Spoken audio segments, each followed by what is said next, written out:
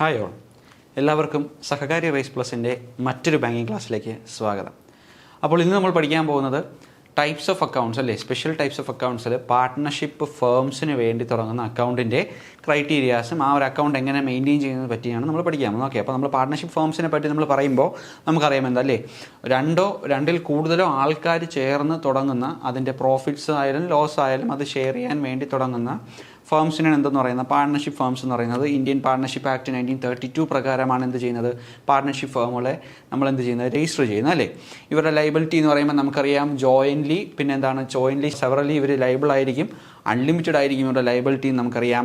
അത് മാത്രമല്ല partnership firms എന്ന് പറയുന്നത് ലിമിറ്റഡ് ലൈബിലിറ്റി പാർട്ട്ണർഷിപ്സ് ഉണ്ടല്ലേ. ലിമിറ്റഡ് ലൈബിലിറ്റി പാർട്ട്ണർഷിപ്പ് എന്ന് പറയുമ്പോൾ നമുക്കറിയാം ലിമിറ്റഡ് ലൈബിലിറ്റി ആയിരിക്കും.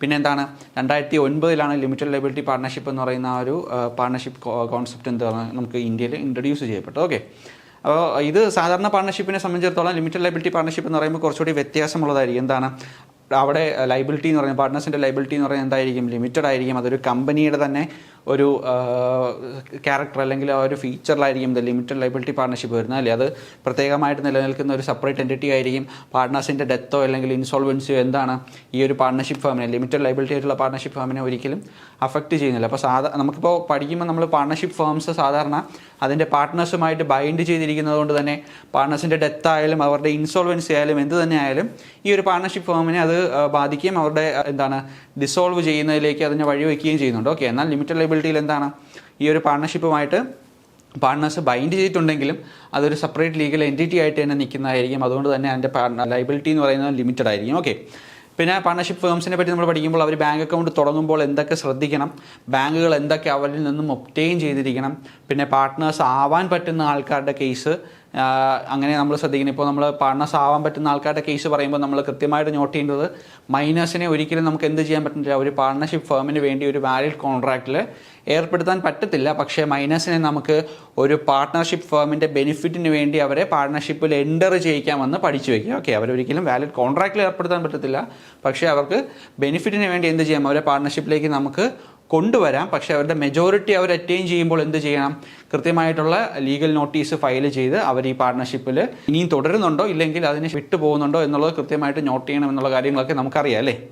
ഇനി നമുക്ക് നോക്കാം എന്താണ് പാർട്ട്ണർഷിപ്പ് ഫേംസ്. നമ്മൾ പറഞ്ഞു രണ്ടിൽ കൂടുതലോ ആൾക്കാർ എന്ത് ചെയ്യുകയാണ്, ആ ഒരു പാർട്ട്ണർഷിപ്പ് ഫേം സ്റ്റാർട്ട് ചെയ്യുകയും പിന്നെ എന്താണ് അവിടുത്തെ പ്രോഫിറ്റ് ആയാലും ലോസ് തന്നെ ആയാലും എന്ത് തന്നെ ആയാലും അവരെന്ത് ചെയ്യും, കൃത്യമായിട്ട് സഹിച്ചു കൊള്ളാം എന്നുള്ള രീതിയിൽ വരുന്നതാണ് എന്ത് പാർട്ട്ണർഷിപ്പ് ഫേം എന്ന് പറയുന്നത്. ഓക്കെ, അപ്പോൾ the law relating to partnership firms is codified in Indian partnership act 1932. അപ്പോൾ ഇന്ത്യൻ പാർട്ട്ണർഷിപ്പ് ആക്ട് 1932 പ്രകാരമാണ് എന്ത് പാർട്ട്ണർഷിപ്പ് ഫേമുകൾ എന്ത് ചെയ്യുന്നത്, രജിസ്റ്റർ ചെയ്യപ്പെടുന്നത് അല്ലേ. അപ്പോൾ പാർട്ട്ണർഷിപ്പ് ഫേമുകളുമായിട്ട് ബന്ധപ്പെട്ടിട്ടുള്ള ലോ ചോദിച്ചു കഴിഞ്ഞാൽ എന്താണ് ഇന്ത്യൻ പാർട്ട്ണർഷിപ്പ് ആക്ട് 1932 ആണ്. ഓക്കെ, ഇനി എന്താണ് ഒരു പാർട്ട്ണർഷിപ്പ് എന്ന് നമ്മൾ പറയുകയാണ്. നമ്മൾ പറഞ്ഞു partnership is the relationship between two or more persons who agree to share the profits or losses from a business carried on by all or any of them acting for all. അപ്പോൾ എന്താണ് ഒരു partnership business എന്ന് പറഞ്ഞാൽ എന്താണ്, relationship between 2 or more persons. Okay, രണ്ടിൽ കൂടുതലോ ആൾക്കാർ തമ്മിൽ എന്താണ് ഒരു റിലേഷൻഷിപ്പ് ഉണ്ടാവുകയാണ് പാർട്ട്ണർഷിപ്പ് ബിസിനസ് എന്ന് പറയുമ്പോൾ. അവിടെ എന്താണ് സംഭവിക്കുന്നത്, അവരെല്ലാവരും എന്ത് ചെയ്യുകയാണ്, they agree to share the profit or losses from the business. Okay, ആ ഒരു നടത്തുന്ന പാർട്ട്ണർഷിപ്പ് ഫേമായിട്ട് നടത്തുന്ന ബിസിനസ്സിൽ നിന്ന് വരുന്ന പ്രോഫിറ്റ് ആയാലും ലോസ് തന്നെ ആയാലും എന്ത് തന്നെ ആയാലും അത് എന്ത് ചെയ്യാൻ, അത് ഷെയർ ചെയ്യാൻ അഗ്രി ചെയ്യുന്ന രണ്ടിൽ കൂടുതലോ ആൾക്കാർ ചേർന്ന് നടത്തുന്ന ഒരു റിലേഷൻഷിപ്പ് അല്ലെങ്കിൽ ഒരു ഫേമാണ് എന്തെന്ന് പറയുന്നത് പാർട്ട്ണർഷിപ്പ് ഫേം എന്ന് പറയുന്നത്.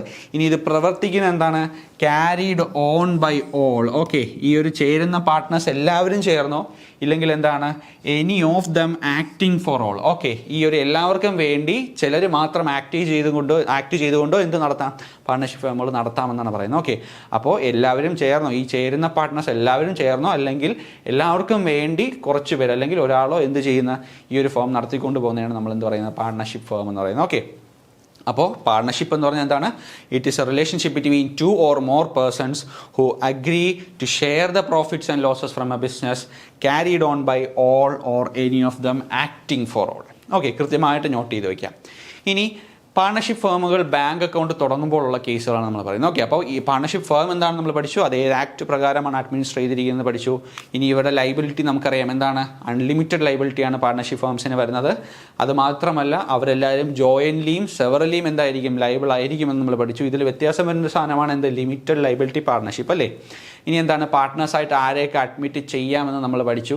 പാർട്ട്നേഴ്സായിട്ട് നമ്മൾ എന്താണ്, ലീഗൽ കോൺട്രാക്റ്റിൽ ഏർപ്പെടാൻ സാധിക്കുന്ന എല്ലാ വ്യക്തികളെയും എന്ത് ചെയ്യാം, പാർട്ട്നേഴ്സായിട്ട് നമുക്ക് അഡ്മിറ്റ് ചെയ്യാം. അപ്പോൾ ലീഗൽ കോൺട്രാക്റ്റിൽ ഏർപ്പെടാൻ പറ്റാത്ത ആൾക്കാർ നമ്മൾ പഠിച്ചു. സ്പെഷ്യൽ ടൈപ്സ് ഓഫ് കസ്റ്റമേഴ്സിന് മുന്നത്തെ ആൾക്കാർ നമ്മൾ പഠിച്ചു അല്ലേ. ലീഗൽ ടൈപ്പ് ഓഫ് കോൺട്രാക്റ്റിൽ ഏർപ്പെടാൻ പറ്റാത്ത ആൾക്കാരെ ഒന്നും എന്തായിട്ട് അഡ്മിറ്റ് ചെയ്യാൻ പറ്റത്തില്ല, പാർട്ട്നേഴ്സായിട്ട് അഡ്മിറ്റ് ചെയ്യാൻ പറ്റത്തില്ല. അത് മെയിനായിട്ട് നമ്മൾ മൈനർ ആയാലും ഇൻസെയിൻ പേഴ്സൺ ആയാലും പിന്നെ എന്താണ്, ഇൻസോൾവൻ്റ് ആയിട്ടുള്ള ആൾക്കാരെ നമ്മൾ ഓർത്ത് വെച്ചിരിക്കുക എന്നുള്ളതാണ് അവിടെയുള്ള കീ എന്ന് പറയുന്നത്. ഓക്കെ, ഇനി നമുക്ക് നോക്കാം പാർട്ണർഷിപ്പ് ഫേംസിൻ്റെ ബാങ്ക് അക്കൗണ്ട് സ്റ്റാർട്ട് ചെയ്യുമ്പോഴുള്ള കേസസ് ആണ് നമ്മൾ നോക്കാൻ പോകുന്നത്. ഓക്കെ, എന്താണ്, KYC documents include registration certificate, partnership deed, and officially valid documents for persons having authority to operate the account. Okay, അപ്പോൾ ശ്രദ്ധിച്ചോണം, എന്താണ്, ഒരു പാർട്ണർഷിപ്പ് ഫേമിന് വേണ്ടി അക്കൗണ്ട് തുടങ്ങുമ്പോൾ അവിടെ ബാങ്ക് ആവശ്യപ്പെടുന്ന KYC ഡോക്യുമെന്റ്സ് എന്ന് പറയുന്നത് എന്താണ്, പാർട്ണർഷിപ്പ് ആക്ട് പ്രകാരം അതിനെ രജിസ്റ്റർ ചെയ്തിട്ടുള്ള രജിസ്ട്രേഷൻ സർട്ടിഫിക്കറ്റ്, പിന്നെന്താണ് പാർട്ണർഷിപ്പ് ഡീഡ് അല്ലേ. എന്താണ് പാർട്ണർഷിപ്പ് ഡീഡ് എന്ന് പറയുന്നത്, അതൊരു ലീഗൽ ഡോക്യുമെൻ്റ് ആണ് അല്ലേ. ഈ ഒരു പാർട്ണർഷിപ്പ് ഫേമിൽ വന്നിരിക്കുന്ന പാർട്ട്നേഴ്സ് അവരുടെ റൈറ്റ്സ്, അവരുടെ ഒബ്ലിഗേഷൻസ് എന്തൊക്കെയാണ്, ഇവർ തമ്മിലുള്ള വ്യവസ്ഥകൾ എന്തെന്ന് കൃത്യമായിട്ട് പറഞ്ഞിരിക്കുന്ന ഒരു ഡോക്യുമെൻ്റാണ്, എന്താ, ലീഗൽ ഡോക്യുമെൻ്റാണ് പാർട്ണർഷിപ്പ് ഡീഡ് എന്ന് പറയുന്നത്. ഓക്കെ, അപ്പോൾ ഒരു പാർട്ണർഷിപ്പ് ഫേം എന്ന് പറയുന്നത് എന്ത് ചെയ്യാം, അത് രജിസ്റ്റർ ചെയ്യാം ചെയ്യാതിരിക്കാം. ഓക്കെ, അത് ശ്രദ്ധിച്ചോളണം. ഒരു പാർട്ണർഷിപ്പ് ഫേം രജിസ്റ്റർ ചെയ്യണോ വേണ്ടയോ എന്നുള്ളത് എന്താണ്, പാർട്ണർഷിപ്പ് ഫേമിൽ വരുന്ന പാർട്ട്നേഴ്സിൻ്റെ ഒരു ലീഗലായിട്ട് അവർക്ക് കിട്ടിയിരിക്കുന്ന ഒരു എന്താണ്, ഒരു അഡ്വാൻറ്റേജ് ആണ്. ഓക്കെ, അപ്പോൾ രജിസ്റ്റർ ചെയ്ത് കഴിഞ്ഞാൽ അവർക്ക് ലീഗലായിട്ട് കുറച്ചുകൂടി അഡ്വാൻറ്റേജസ് കിട്ടും. ഈ ചെയ്തില്ലെങ്കിൽ അത് കുഴപ്പമില്ല. ഓക്കെ, അപ്പോൾ പാർട്ണർഷിപ്പ് ഡീഡ് എന്ന് പറയുന്നത് എന്താണ്, അതൊരു ലീഗൽ ഡോക്യുമെൻ്റ് ആണ്. ഈ പാർട്ട്നേഴ്സ് തമ്മിലുള്ള റിലേഷൻ ആയാലും പിന്നെ എന്താണ്, അവർക്ക് ഈ ഒരു ഫേമിലുള്ള ഒബ്ലിഗേഷൻസ് ആയാലും അവരുടെ റൈറ്റ്സും ഡ്യൂട്ടീസും എല്ലാം പറഞ്ഞിരിക്കുന്നത് എവിടെയായിരിക്കും, പാർട്ണർഷിപ്പ് ഡീഡിലായിരിക്കും അല്ലേ. പിന്നെന്താണ്, രജിസ്ട്രേഷൻ സർട്ടിഫിക്കറ്റ് ഇടണം. പിന്നെന്താണ്, ഈ ഒരു അക്കൗണ്ട് ഇപ്പോൾ ഈ സ്റ്റാർട്ട് ചെയ്യാൻ പോകുന്ന അക്കൗണ്ട് ഓപ്പറേറ്റ് ചെയ്യാൻ പോകുന്ന ആളുടെ ഒഫീഷ്യൽ വാലിഡ് ID ഡോക്യുമെൻറ്റ്സും എന്ത് ചെയ്യും, ഈ ഒരു ബാങ്ക് KYC ഡോക്യുമെൻ്റ് ആയിട്ട് ആവശ്യപ്പെടും. ഓക്കെ, അപ്പോൾ ഒരു പാർട്ണർഷിപ്പ് ഫേമിൻ്റെ KYC ഡോക്യുമെൻറ്റുകളായിട്ട് വരുന്നത് ഏതൊക്കെയാണ്, അതിൻ്റെ രജിസ്ട്രേഷൻ സർട്ടിഫിക്കറ്റ്, പാർട്ണർഷിപ്പ് ഡീഡ്, പിന്നെന്താണ് official valid documents of persons having authority to operate the account. Okay, ഇനി എന്താണ്, the account should be in the name of the firm and not in the name of the partners. കൃത്യമായിട്ട് not ചെയ്ത് വയ്ക്കുക, ഈ ഒരു point കൃത്യമായിട്ട് not ചെയ്ത് വയ്ക്കുക. എന്താണ്, ഈ ഒരു ബാങ്ക് അക്കൗണ്ട് തുടങ്ങുന്നില്ലേ, നമ്മൾ ഈ ഒരു പാർട്ണർഷിപ്പ് ഫേമിൻ്റെ പേരിൽ തുടങ്ങുന്ന ബാങ്ക് അക്കൗണ്ട് എന്ന് പറയുന്നത് ആ ഒരു പാർട്ണർഷിപ്പ് ഫേമിൻ്റെ പേരിൽ തന്നെ ആയിരിക്കണം, അത് പാർട്ട്നേഴ്സിൻ്റെ പേരിലാകാൻ പാടില്ല എന്നാണ് പറയുന്നത്. ഓക്കെ, അപ്പോൾ പാർട്ട്നേഴ്സിൻ്റെ പേരിൽ ഒരിക്കലും ഒരു പാർട്ണർഷിപ്പ് ഫേമിന് വേണ്ടി ബാങ്ക് അക്കൗണ്ട് തുടങ്ങാൻ പാടില്ല. ആ ഒരു അക്കൗണ്ടിൻ്റെ പേരെന്ന് പറയുന്നത് ആ ഒരു പാർട്ണർഷിപ്പ് ഫേമിൻ്റെ പേരിൽ തന്നെ ആയിരിക്കണം ഈ ഒരു അക്കൗണ്ട് തുടങ്ങേണ്ടതും. ഇനി ശ്രദ്ധിക്കുക, account opening form should be signed by all partners including sleeping partner അല്ലേ. എന്താണ്, ഈ ഒരു അക്കൗണ്ട് ഓപ്പൺ ചെയ്യുന്ന ബാങ്കിൽ അക്കൗണ്ട് ഓപ്പൺ ചെയ്യുന്ന ഫോം എല്ലാ പാർട്ട്നേഴ്സും എന്ത് ചെയ്തിരിക്കണം, സൈൻ ചെയ്തിരിക്കണം എന്നുള്ളതാണ്. അത് സ്ലീപ്പിംഗ് പാർട്ട്ണർ ആയാൽ പോലും എന്ത് ചെയ്യണം, സൈൻ ചെയ്യണമെന്നാണ് പറയുന്നത്. എന്താണ് സ്ലീപ്പിംഗ് പാർട്ണർ എന്ന് പറയുമ്പോൾ, സ്ലീപ്പിംഗ് പാർട്ണർ എന്ന് പറയുമ്പോൾ എന്താണ്, അയാൾ ഇതിൻ്റെ മെയിൻ ആയിട്ടുള്ള അഡ്മിനിസ്ട്രേഷനിലോ മാനേജ്മെൻറ്റിലോ ഒന്നും എന്ത് ചെയ്യുന്നില്ല, കൈ കടത്തുന്നില്ല അല്ലേ. നമ്മൾ നേരത്തെ പഠിച്ചു, എല്ലാവരും ഒരുമിച്ച് ഒരു പാർട്ണർഷിപ്പ് ഫേമിന് വേണ്ടി ആക്ട് ചെയ്യുകയോ അല്ലെങ്കിൽ എന്താണ് എല്ലാവർക്കും വേണ്ടി ഒരാൾ ആക്ട് ചെയ്യുകയോ നമ്മൾ പറഞ്ഞു. അപ്പോൾ ഈ മാറി നിൽക്കുന്ന പാർട്ട്നേഴ്സ് ഉണ്ടല്ലോ, അവരെന്ത് ചെയ്യും, അവർ ക്യാപിറ്റൽ മാത്രം ഇൻവെസ്റ്റ് ചെയ്യും. ഓക്കെ, പൈസ മാത്രം കൊടുക്കും, പക്ഷേ അതിൻ്റെ അഡ്വാൻറ്റേജ് അതുപോലെ എടുക്കും. എന്നാൽ ഇതിൻ്റെ ഡേ ടു ഡേ അഡ്മിനിസ്ട്രേഷനിലോ ഇതിൻ്റെ മാനേജ്മെൻറ്റിലേക്കോ എന്ത് ചെയ്യുന്നില്ല, ഒരു തരത്തിലുള്ള കൈകടത്തലും നടത്തുന്നില്ല. ഓക്കെ, അവരെയാണ് നമ്മൾ എന്ത് പറയുന്നത്, സ്ലീപ്പിംഗ് പാർട്ട്നേഴ്സ് എന്ന് പറയുന്നത്. ഓക്കെ, അപ്പോൾ ഈ ഒരു പാർട്ണർഷിപ്പ് ഫേമിന് വേണ്ടി ഒരു അക്കൗണ്ട് നമ്മൾ സ്റ്റാർട്ട് ചെയ്യുമ്പോൾ എന്ത് വേണം, ആ അക്കൗണ്ട് എന്ന് പറയുന്നത് ആ ഒരു പാർട്ണർഷിപ്പ് ഫേമിൻ്റെ പേരിൽ തന്നെ ആയിരിക്കണം, ഒരു പാർട്ട്ണറിൻ്റെയും പേരിൽ തുടങ്ങാൻ പാടില്ല. ഓക്കെ, ഇനി എന്താണ് പറയുന്നത്, ഈ ഒരു അക്കൗണ്ട് ഓപ്പണിംഗ് ഫോമിൽ എല്ലാ പാർട്ട്നേഴ്സും എന്ത് ചെയ്തിരിക്കണം, സൈൻ ചെയ്തിരിക്കണം. എല്ലാ പാർട്ട്നേഴ്സും സൈൻ ചെയ്തിരിക്കണം. അത് സ്ലീപ്പിംഗ് പാർട്ട്ണർ ആയാൽ പോലും എന്ത് ചെയ്യണം, സൈൻ ചെയ്തിരിക്കണം. ഓക്കെ, ഇനി ശ്രദ്ധിക്കുക, മറ്റൊരു പോയിന്റാണ് minor or his guardian need not to be sign in the account opening form. Okay, account opening ഫോമിൽ എന്ത് ചെയ്യേണ്ട, ഒരു ബെനിഫിറ്റിന് വേണ്ടി നമ്മൾ എൻട്രി ചെയ്യിപ്പിച്ചിട്ടുള്ള മൈനറോ അയാളുടെ ഗാർഡിയനോ, ഓക്കെ, മൈനർ എന്താണ് 10 വയസ്സിന് താഴെയാണെങ്കിൽ അയാളുടെ ഗാർഡിയൻ ആയിരിക്കും എന്ത് ചെയ്യുന്ന, ഒപ്പിടുന്നത് അല്ലേ. അപ്പോൾ മൈനറോ അയാളുടെ ഗാർഡിയനോ എന്ത് ചെയ്യേണ്ട ആവശ്യമില്ല, അക്കൗണ്ട് ഓപ്പണിംഗ് ഫോമിൽ ഒപ്പിടേണ്ട ആവശ്യമില്ല എന്നാണ് പറയുന്നത്. ഓക്കെ, അപ്പോൾ മൈനറിനെ നമുക്ക് എന്ത് ചെയ്യാം, വാലിഡ് കോൺട്രാക്റ്റിൽ ഏർപ്പെടാൻ സാധിക്കാത്ത ഒരാളാണ് എന്ത്, മൈനർ എന്ന് പറയുന്നത്. ഓക്കെ, ഏർപ്പെടാൻ സാധിക്കാത്ത ഒരാളാണ്. ഓക്കെ, വാലിഡായിട്ട് അയാൾക്കൊരു കോൺട്രാക്റ്റിൽ ഏർപ്പെടാൻ സാധിക്കത്തില്ല. ഓക്കെ, പക്ഷേ നമുക്കൊരു ബെനിഫിറ്റിന് വേണ്ടി എന്ത് ചെയ്യാം, ഒരു മൈനറിനെ നമുക്ക് പാർട്ണർഷിപ്പ് ഫേമിലേക്ക് കൊണ്ടുവരാം. അങ്ങനെ കൊണ്ടുവരുന്ന കേസുകളിൽ നമുക്ക് എന്ത് ചെയ്യണം? അവിടുത്തെ ബാങ്ക് അക്കൗണ്ട് ഓപ്പൺ ചെയ്യുന്ന കേസുകളിൽ അക്കൗണ്ട് ഓപ്പണിംഗ് ഫോമിൽ മൈനർ ഒപ്പിടേണ്ട ആവശ്യകത ഇല്ല. ഓക്കെ, അപ്പോൾ എല്ലാ പാർട്ണറുകളും ഒപ്പിട്ടിരിക്കണം. സ്ലീപ്പിംഗ് പാർട്ണർ ഉൾപ്പെടെ എല്ലാ പാർട്ണറും ഒപ്പിട്ടിരിക്കണം. ഈ ഒരു അക്കൗണ്ട് ഓപ്പൺ ചെയ്യേണ്ടത് ആ ഒരു ഫേമിൻ്റെ പേരിൽ തന്നെ ആയിരിക്കണം, മറ്റൊരു പാർട്ണറിൻ്റെയും പേരിലാകാൻ പാടില്ല. ഓക്കെ, ഇനി ശ്രദ്ധിക്കുക. The banker should examine the partnership deed thoroughly and make sure that the number of partners does not exceed the prescribed limit. അല്ലേ? അപ്പോൾ ഈ ബാങ്കർ എന്ത് ചെയ്യണം? ഈ ഒരു പാർട്ണർഷിപ്പ് ഡീഡ് കൃത്യമായിട്ട് എന്ത് ചെയ്യണം? തറലി എക്സാമിൻ ചെയ്യേണ്ടത് ആവശ്യകതയാണ്. പിന്നെ എന്താണ്? ഈ ഒരു പാർട്ണർഷിപ്പിന് വേണ്ടി പ്രിസ്ക്രൈബ് ചെയ്തിരിക്കുന്ന ലിമിറ്റ് എന്ത് ചെയ്യാൻ പാടില്ല? എക്സീഡ് ചെയ്യാൻ പാടില്ല. ഓക്കെ, നമ്പർ ഓഫ് പാർട്ട്നേഴ്സ് കൃത്യം പാർട്ണർഷിപ്പ് ഡീഡിൽ പറഞ്ഞിരിക്കുന്നത് അല്ലെങ്കിൽ പ്രിസ്ക്രൈബ്ഡ് ലിമിറ്റിന് മുകളിൽ പോയിട്ടില്ല എന്ന് എന്ത് ചെയ്യണം? ബാങ്കർ ഉറപ്പ് വരുത്തണം. അല്ലേ? അപ്പോൾ ഇപ്പോൾ എത്രയാണ് ഒരു പാർട്ണർഷിപ്പ് ഫേമിൽ കൃത്യമായിട്ട് പഠിച്ചു വയ്ക്കുക. ഇപ്പോഴത്തെ ലിമിറ്റ് എന്ന് പറയുന്നത് 50% ആണ് കേട്ടോ. 50% ആണ് എന്താ ഇപ്പോഴത്തെ ഒരു പാർട്ണർഷിപ്പ് ഫേമിൻ്റെ ലിമിറ്റ് എന്ന് പറയുന്നത്. ഓക്കെ, അപ്പോൾ ഈ ഒരു പ്രിസ്ക്രൈബ്ഡ് ലിമിറ്റിന് മുകളിൽ എന്ത് പോകാൻ പാടില്ല? പാർട്ണർഷിപ്പിൻ്റെ ആൾക്കാരുടെ എണ്ണം പോകാൻ പാടില്ല എന്ന് എന്ത് ചെയ്യണം? ബാങ്കർ കൃത്യമായിട്ട് പാർട്ണർഷിപ്പ് ഡീഡ് കൃത്യമായിട്ട് എക്സാമിൻ ചെയ്ത് അത് ഉറപ്പ് വരുത്തേണ്ടത് ബാങ്കറിൻ്റെ ചുമതലയാണ്. ഓക്കെ, അടുത്തതായിട്ട് ശ്രദ്ധിക്കുക. The account opening form should state as who will operate the account and how it will be operated. Okay, അപ്പോൾ നമ്മൾ നേരത്തെ പറഞ്ഞു എന്താണ് KYC ഡോക്യുമെൻറ്റ്സിൽ നമ്മൾ പറഞ്ഞു ഈ ഒരു അക്കൗണ്ട് ഓപ്പറേറ്റ് ചെയ്യുന്ന ആൾക്കാരാണെങ്കിലോ ഓക്കെ, അവരുടെ ഒഫീഷ്യൽ ഡോക്യുമെൻറ്റ്സ് എന്ത് ചെയ്യണം? ബാങ്ക് KYC ഡോക്യുമെൻറ്റ്സ് ആയിട്ട് ഒബ്റ്റെയിൻ ചെയ്ത് വെക്കണം. അല്ലേ?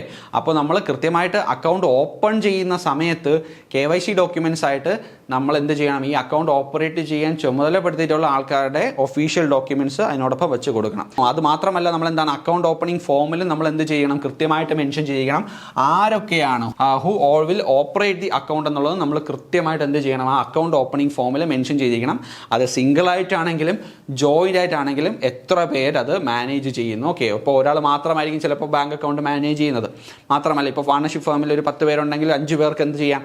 ഈ ഒരു പാർട്ണർഷിപ്പ് ഫേമിൻ്റെ ബാങ്ക് അക്കൗണ്ട് ഓപ്പറേറ്റ് ചെയ്യാനുള്ള അധികാരം കൊടുക്കാം. ഓക്കെ, അപ്പോൾ ജോയിൻ്റ്ലി ആണോ അല്ലെങ്കിൽ സിംഗിൾ ആയിട്ടാണോ ഈ ഒരു പാർട്ണർഷിപ്പ് ഫേമിൻ്റെ ബാങ്ക് അക്കൗണ്ട് എന്താണ് മാനേജ് ചെയ്യാൻ പോകുന്നത്, അത് കൃത്യമായിട്ട് അക്കൗണ്ട് ഓപ്പണിംഗ് ഫോമിൽ എന്ത് ചെയ്തിരിക്കണം? കൃത്യമായിട്ട് ആ മാനേജ് ചെയ്യാൻ പോകുന്ന ആൾക്കാരുടെ പേര് വിവരങ്ങളെല്ലാം അക്കൗണ്ട് ഓപ്പണിംഗ് ഫോമിൽ കൊടുത്തിരിക്കണം. അവരുടെ എല്ലാം ഒഫീഷ്യൽ ഡോക്യുമെൻറ്റ്സ് KYC ഡോക്യുമെൻ്റ് ആയിട്ട് ബാങ്ക് ഒബ്റ്റെയിൻ ചെയ്യുകയും വേണമെന്ന് നമ്മൾ പഠിച്ചു. ഓക്കെ, ഇനി എന്താണ് പറയുന്നത്? Banker should obtain A mandate regarding, ശ്രദ്ധിച്ചോളാം. The banker should obtain a mandate, okay, mandate regarding the name of the partners who is authorized to draw checks, endorse, make and accept a bill of exchange and a promissory note and mortgage the firm's property. Okay, അപ്പോൾ ഫേമിന് വേണ്ടി നമ്മൾ നേരത്തെ പറഞ്ഞു ഈ ഒരു ഫേമിന് വേണ്ടി bank account operate ചെയ്യുന്ന ആൾക്കാരുടെ പേര് വിവരങ്ങൾ കൃത്യമായിട്ട് കൊടുത്തിരിക്കണം. അത് മാത്രമല്ല, ഈ ഒരു പാർട്ണർഷിപ്പ് ഫേമിന് വേണ്ടി എന്താണ് ചെക്ക് ഡ്രോ ചെയ്യാനും അത് എൻഡോസ് ചെയ്യാനും പിന്നെ എന്താണ് bill of exchange, promissory note എന്നിവ മേക്ക് ചെയ്യാനോ അക്സെപ്റ്റ് ചെയ്യാനോ അധികാരപ്പെടുത്തിയിട്ടുള്ള ആൾക്കാർ, പിന്നെ എന്താണ് ഫേമിന് വേണ്ടി മോർഗേജ് ചെയ്യാൻ അധികാരമുള്ള ആൾക്കാർ, ഇവരുടെ എല്ലാം മാൻഡേറ്റ് കൃത്യമായിട്ട് എന്ത് ചെയ്യണം? ബാങ്ക് ഒബ്റ്റെയിൻ ചെയ്തിരിക്കണം എന്നാണ് പറയുന്നത്. ഓക്കെ, അപ്പോൾ ഒരു ബാങ്ക് അക്കൗണ്ട് ഓതറൈസ് ചെയ്തിരിക്കുന്ന ആൾക്കാരുടെ പേരുവിവരങ്ങൾ ഒബ്റ്റെയിൻ ചെയ്യണം. അത് കൂടാതെ ഈ ഒരു കാര്യം എന്താണ്? ഡ്രോ ചെയ്യാൻ അധികാരമുള്ളവർ, പിന്നെ എന്താണ് ബിൽ ഓഫ് എക്സ്ചേഞ്ച് അക്സെപ്റ്റ് ചെയ്യാൻ അധികാരമുള്ളവർ, എൻഡോസ് ചെയ്യാൻ അധികാരമുള്ളവർ, ഇവരുടെ എല്ലാവരുടെയും എന്ത് ചെയ്യണം? ഇവരെ ഓതറൈസ് ചെയ്തുകൊണ്ട് ആ ഒരു പാർട്ട്നേഴ്സ് എല്ലാവരും കൂടി ചേർന്ന് തീരുമാനമെടുത്തിട്ടുള്ള ഒരു മാൻഡേറ്റ് എന്ത് ചെയ്തിരിക്കണം? ഈ ഒരു ബാങ്കർ ഒബ്റ്റെയിൻ ചെയ്തിരിക്കണം. ഓക്കെ, എന്ന് വെച്ചാൽ എന്താണ്? മാൻഡേറ്റ് കൊടുത്താൽ മാത്രമല്ലേ നമുക്ക് ഈ ഒരു എന്ത് ചെയ്യാൻ പറ്റത്തുള്ളൂ? ഈ ഒരു ഓതറൈസേഷൻ കൃത്യമായിട്ട് കംപ്ലീറ്റ് ആവത്തുള്ളൂ. അല്ലേ?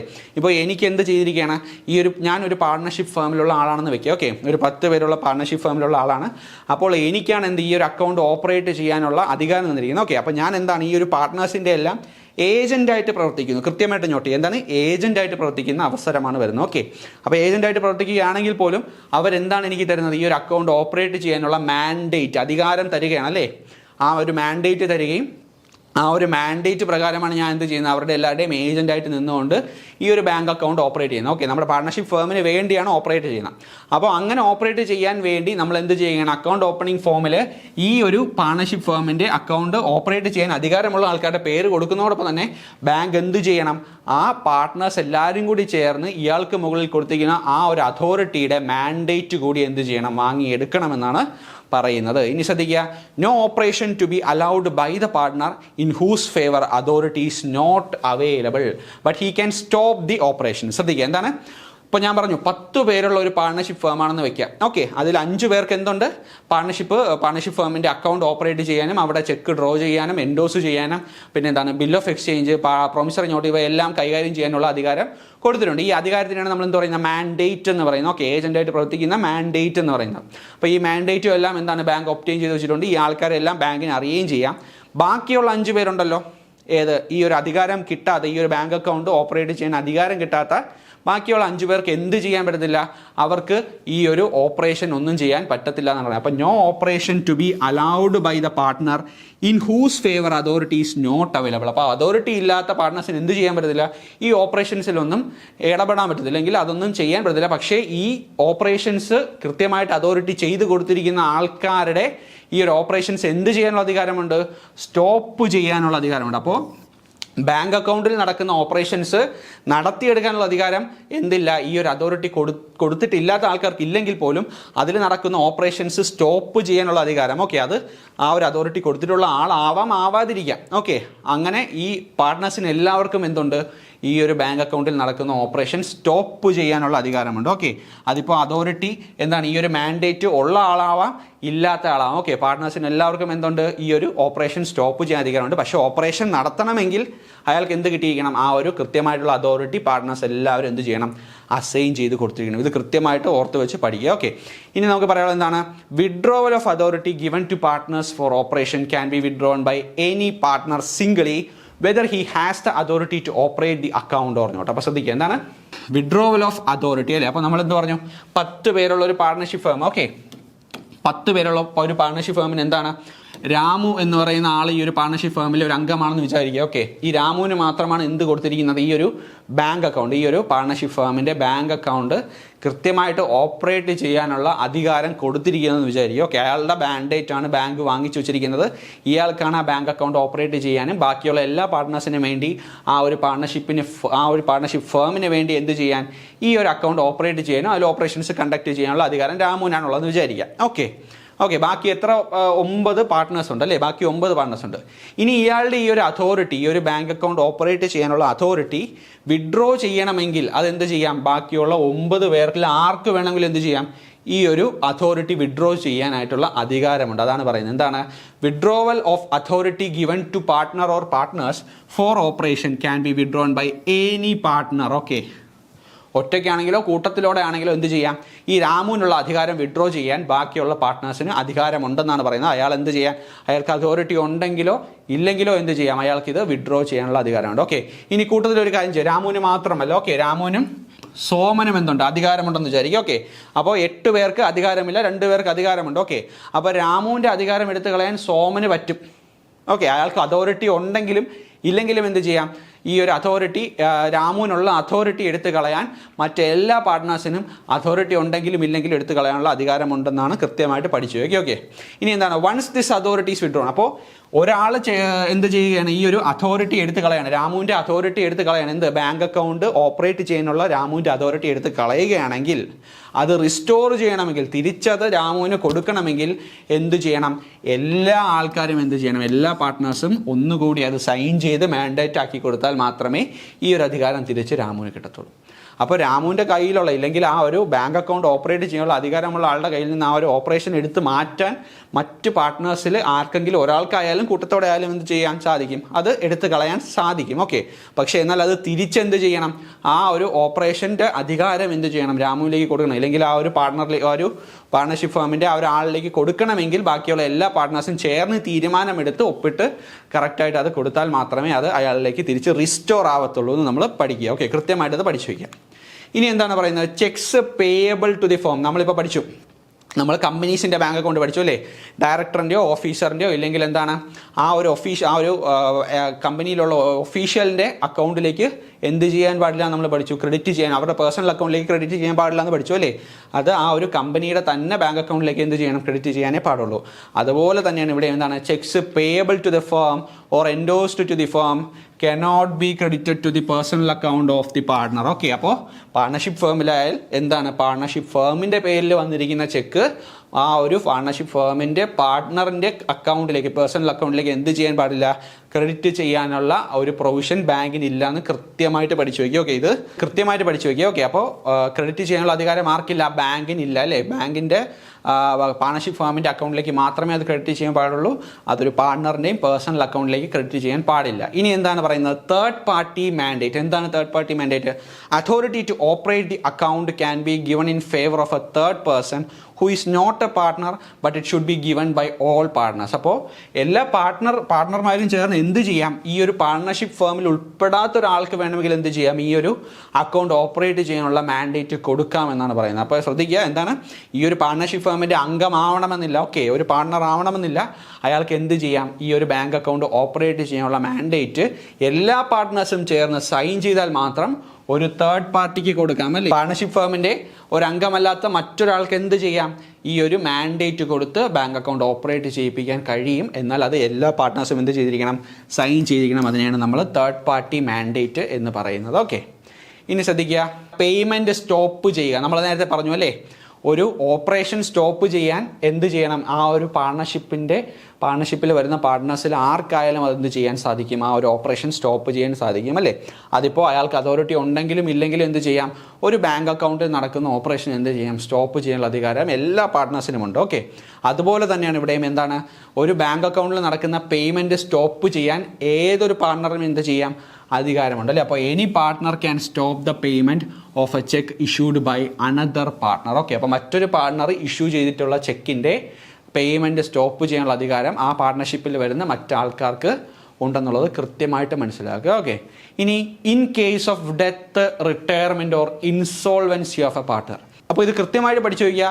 ഒരു പാർട്ണർഷിപ്പ് ഫേമിലെ പാർട്ട്ണറിൻ്റെ ഡെത്തോ റിട്ടയർമെൻറ്റോ ഇൻസോൾവൻസിയോ നടക്കുന്ന സമയം ആ ഒരു പാർട്ണർഷിപ്പ് ഫേമിൻ്റെ ബാങ്ക് അക്കൗണ്ടിൻ്റെ ഓപ്പറേഷൻ സ്റ്റോപ്പ് ചെയ്യുമെന്ന് കൃത്യമായിട്ട് പഠിച്ചു വയ്ക്കുക. എന്താണ്, operations in the account should be stopped. Okay, അപ്പോൾ ആ ബാങ്ക് അക്കൗണ്ട് ഇപ്പോൾ നിലവിൽ പൊയ്ക്കൊണ്ടിരിക്കുന്ന ബാങ്ക് അക്കൗണ്ടിൻ്റെ ഓപ്പറേഷൻസ് എന്ത് ചെയ്യും, നിർത്തലാക്കും, ബാങ്ക് നിർത്തലാക്കും. ഓക്കെ, ഏത് കേസിലാണ്, അവിടുത്തെ ഏതെങ്കിലും ഒരു പാർട്ട്ണറിൻ്റെ ഇൻസോൾവൻസിയോ ഡെത്തോ റിട്ടയർമെൻറ്റോ സംബന്ധിച്ച് കാര്യങ്ങൾ നടക്കുമ്പോൾ ആ ഒരു ബാങ്ക് അക്കൗണ്ടിൻ്റെ ഓപ്പറേഷൻ എന്ത് ചെയ്യും, ബാങ്ക് സ്റ്റോപ്പ് ചെയ്യും. എന്നിട്ട് എന്ത് ചെയ്യും, the bank should close the existing account അല്ലേ. ഇപ്പോൾ നിൽക്കുന്ന എക്സിസ്റ്റിംഗ് അക്കൗണ്ടിൻ്റെ ഓപ്പറേഷൻ നിർത്തുകയും അത് ക്ലോസ് ചെയ്തതിന് ശേഷം എന്ത് ചെയ്യും, open A new account in the name of the reconstituted firm. അപ്പോൾ ഒരു പാർട്ട്ണർ റിട്ടയർ ചെയ്ത് പോവുകയാണ്, ഇല്ലെങ്കിൽ ഒരു പാർട്ട്ണർ ഇൻസോൾവൻ്റ് ആയ അയാൾ ഇനി എന്ത് ചെയ്യാൻ പറ്റത്തില്ല, വാലിഡ് കോൺട്രാക്ട് പ്രകാരം ഒരു പാർട്ട്ണറായിട്ട് കൺസിഡർ ചെയ്യാൻ പറ്റത്തില്ല. അങ്ങനത്തെ ഒരു അവസ്ഥ വരെ അല്ലേ.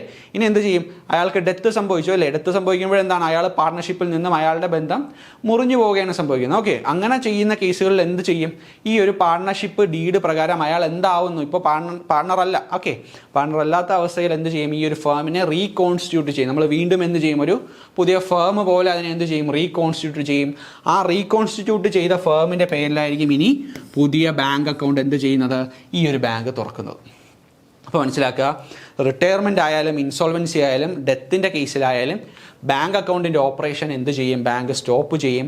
എന്നിട്ട് എന്ത് ചെയ്യും, ഈ ഒരു എക്സിസ്റ്റിംഗ് അക്കൗണ്ടിൻ്റെ ആ ഒരു പ്രവർത്തനം നിർത്തുകയും അത് ക്ലോസ് ചെയ്യുകയും ചെയ്യും. എന്നിട്ട് എന്ത് ചെയ്യും, പുതിയ ഫേം അല്ലെങ്കിൽ റീകോൺസ്റ്റിറ്റ്യൂട്ടഡ് ഫേം എന്നുള്ള രീതിക്ക് എന്ത് ചെയ്യും, പുതിയ അക്കൗണ്ട് തുടങ്ങി ബാക്കിയുള്ള പാർട്ട്നേഴ്സിനെ അതിലേക്ക് മാറ്റുകയും ചെയ്യും. അത് കൃത്യമായിട്ട് മനസ്സിലാക്കി വയ്ക്കുക. ഇനി എന്താണ് പറയുന്നത്, cheques signed by insane, insolvent and a dead partner should not be paid. Okay, അപ്പോൾ നമ്മൾ നേരത്തെ പഠിച്ചു, നേരത്തെ നമ്മൾ കമ്പനീസിൻ്റെ കാര്യത്തിൽ ഒരു ഇൻസോൾവൻ്റ് ആയിട്ടുള്ള അല്ലെങ്കിൽ ഡെത്ത് സംഭവിച്ച ഒരു ഓതറൈസ്ഡ് പേഴ്സൺ സൈൻ ചെയ്യുന്ന ചെക്കുകൾ എന്ത് ചെയ്യാൻ പറ്റും, പേയ്മെൻറ്റ് ചെയ്യാനുള്ള അധികാരം ബാങ്കിനുണ്ടല്ലേ. കാര്യം എന്താണ്, ആ ഒരു കമ്പനിക്ക് കൃത്യമായിട്ടുള്ള പെർപ്പച്വൽ സക്സഷൻ അല്ലെങ്കിൽ അതിന് തുടർച്ചയൊരു അവകാശമുള്ളത് കൊണ്ട് തന്നെ അതിൽ പേയ്മെൻറ്റ് അല്ലെങ്കിൽ ഓപ്പറേഷൻ നടത്തുന്നതിൽ, ഇല്ലെങ്കിൽ അതൊരു ലീഗൽ എൻറ്റിറ്റി ആയിട്ട് മാറി നിൽക്കുന്നത് കൊണ്ട് തന്നെ അതിൽ ഓപ്പറേഷൻ നടത്തുന്നതിൽ വലിയ കുഴപ്പമൊന്നുമില്ല, നിയമ തടസ്സമൊന്നുമില്ല. ഓക്കെ, പക്ഷേ എന്നാൽ ഇവിടെ എന്താണ് സംഭവിക്കുന്നത്, ഇൻസെയിൻ ആയിട്ടുള്ള പാർട്ട്ണറോ അല്ലെങ്കിൽ ഇൻസോൾവൻ്റ് ആയ പാർട്ട്ണറോ അല്ലെങ്കിൽ മരണം സംഭവിച്ച പാർട്ട്ണറോ സൈൻ ചെയ്ത് കൊടുത്തിട്ടുള്ള ഒരു ചെക്ക് പേയ്മെൻറ്റ് നടത്താനുള്ള അധികാരം ബാങ്കിനില്ല. കൃത്യമായിട്ട് പഠിച്ചു വയ്ക്കുക.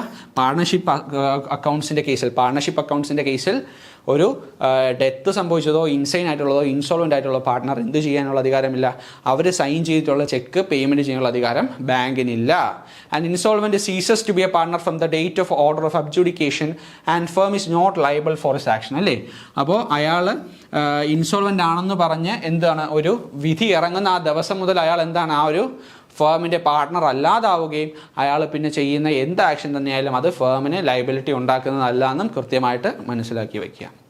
ഇനി ഇൻസോൾവൻസി ഓഫ് ദ ഫേം, ഈ ഫേം ഇൻസോൾവൻ്റ് ആയി പോകുക, ഇല്ലെങ്കിൽ അതിനെ വൈൻഡപ്പ് ചെയ്യുന്ന അവസരം വരുന്ന അവസ്ഥ എന്താണെന്ന് നോക്കുക. Okay, during insolvency of the firm the account of the firm must be stopped immediately on receiving the notice of insolvency, അല്ലേ?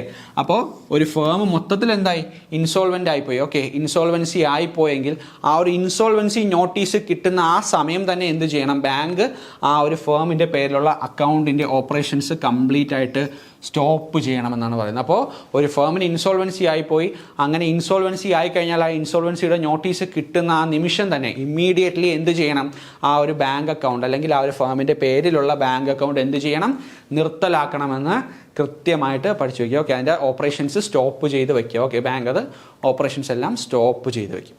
അപ്പോൾ ഇപ്പോൾ നമ്മൾ പഠിച്ചത് എന്താണ്, പാർട്ട്ണർഷിപ്പ് ഫേംസിനെ പറ്റിയാണ്. പാർട്ട്ണർഷിപ്പ് ഫേംസിൻ്റെ ബാങ്ക് അക്കൗണ്ടുകളുടെ ഓപ്പറേഷനും അത് കൃത്യമായിട്ട് എങ്ങനെയാണ് ബാങ്ക് അത് അതിനുവേണ്ടി എടുക്കേണ്ട പ്രിക്വേഷൻസും എല്ലാം നമ്മൾ പഠിച്ചത്.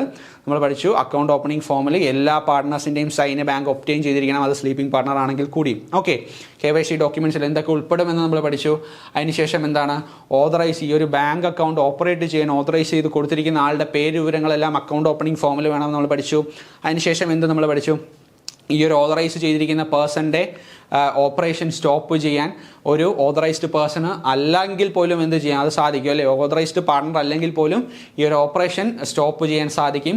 അയാളുടെ അതോറിറ്റി എടുത്ത് കളയാനും അങ്ങനെ ഓതറൈസ്ഡ് അല്ലാത്തൊരു പേഴ്സണ് അധികാരമുണ്ട്. എന്നാൽ തിരിച്ചത് റിസ്റ്റോർ ചെയ്യണമെങ്കിൽ എന്ത് വേണം, എല്ലാ പാർട്ട്നേഴ്സും കൂടി ഒരുമിച്ച് സൈൻ ചെയ്യണമെന്ന് നമ്മൾ പഠിച്ചു. ഓക്കെ, പിന്നെ എന്താണ്, ഇങ്ങനെ ഒരു ഇൻസോൾവൻസിയോ അല്ലെങ്കിൽ ഡെത്തോ അല്ലെങ്കിൽ എന്താണ് അയാളുടെ ഇൻസൈൻ ആയി പോവുകയോ ഒരു പാർട്ണർ ഇൻസൈൻ ആയി പോവുകയോ ചെയ്യുന്ന കേസുകളിലാണെങ്കിൽ എന്താണ് നമ്മൾ പഠിച്ചു, അല്ലേ? ആ ഒരു ബാങ്ക് അക്കൗണ്ടിൻ്റെ ഓപ്പറേഷൻ അപ്പോൾ സ്റ്റോപ്പ് ചെയ്യും. അങ്ങനെ ചെയ്ത് കൊടുത്ത് ഇല്ലെങ്കിൽ സൈൻ ചെയ്ത് കൊടുത്ത ചെക്ക് എന്ത് ചെയ്യില്ല, പേയ്മെൻറ്റ് ചെയ്യില്ല നമ്മൾ പഠിച്ചു. പുതിയൊരു ഫേമിൻ്റെ പേരിലായിരിക്കും എന്താ പുതിയൊരു ബാങ്ക് അക്കൗണ്ട് ഓപ്പൺ ചെയ്യുന്നത് നമ്മൾ പഠിച്ചു. ഓക്കെ, അപ്പോൾ ഈ പഠിച്ച കാര്യങ്ങളെല്ലാം കൃത്യമായിട്ട് തന്നെ ഓർത്തിരിക്കുക. നമുക്കിപ്പോൾ ഈ ഒരു പാർട്ണർഷിപ്പ് ഫേമിൻ്റെ പേരിൽ നമുക്കിപ്പോൾ കുറച്ച് കാര്യങ്ങളെ പഠിക്കാവുള്ളൂ, അതിൻ്റെ അക്കൗണ്ട് ഓപ്പറേഷൻസിനെ പറ്റി കുറച്ച് കാര്യങ്ങളെ പഠിക്കാവുള്ളൂ. നമുക്ക് ഇനി ഇതിൻ്റെ ക്വസ്റ്റ്യൻ ഡിസ്കഷൻ ക്ലാസ് വരുമ്പോൾ ഇതിൽ നിന്നുള്ള ക്വസ്റ്റ്യൻസ് ഓക്കെ എങ്ങനെയൊക്കെ വരുമെന്ന് നമുക്ക് നോക്കാം. അപ്പോൾ കൃത്യമായിട്ട് കണ്ടൻറ്റ് എല്ലാവരും പഠിക്കുക, നല്ലപോലെ പഠിക്കുക. Thank you.